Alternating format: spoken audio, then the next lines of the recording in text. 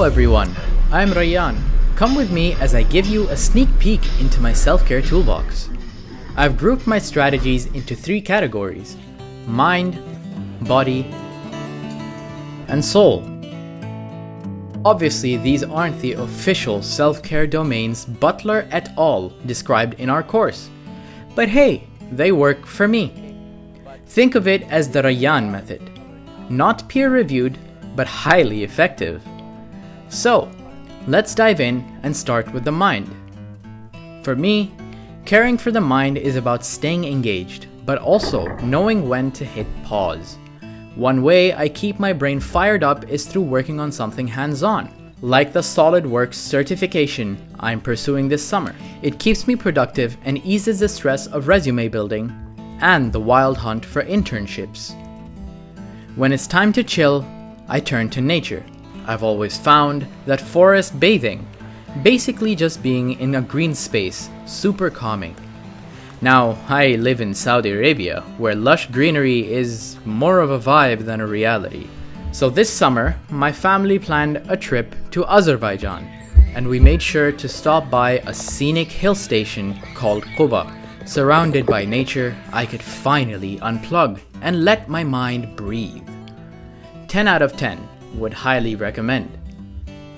Next up, the body. This summer, I decided it was finally time to stop pretending that walking to the fridge counted as exercise. I started going to the gym 4 to 6 times a week, and honestly, it's been a game changer.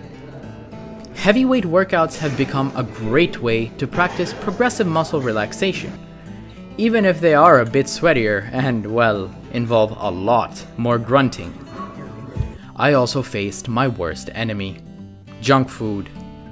Back in Canada during the winter session, I had a pretty serious relationship with fast food and late night snacks. So, I made a conscious shift, cutting back on fatty foods and sugar, and instead opting for home-cooked, nutritious meals. I even started snacking on fruits and nuts. At one point, I found myself asking, who is this guy? Another big step, fixing my sleep schedule. I finally stopped justifying the 2 a.m. productivity and aimed for 8 solid hours each night. Turns out, sleep is kind of amazing. And finally, we arrived to the last category of my self-care toolbox: the soul. This is where I focus on emotional and spiritual well-being, what I like to call nourishment for the heart. For me, that starts with prayer.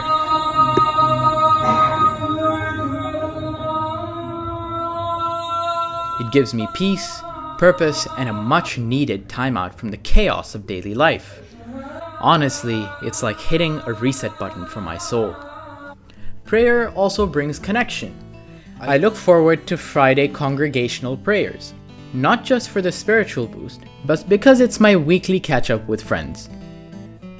Talking to family helps too, especially in my first year at UBC. Those calls with my parents and relatives are the only thing that kept me sane. And of course, taking walks, being in nature, and simply slowing down. That's always been my go-to soul soother. So, to wrap up, that's my self-care toolbox. These simple strategies have played an essential role in keeping me calm, relaxed, and energized, helping me achieve a healthy, efficient, and happy lifestyle. I hope you find something that works for you too. Until next time, cheers.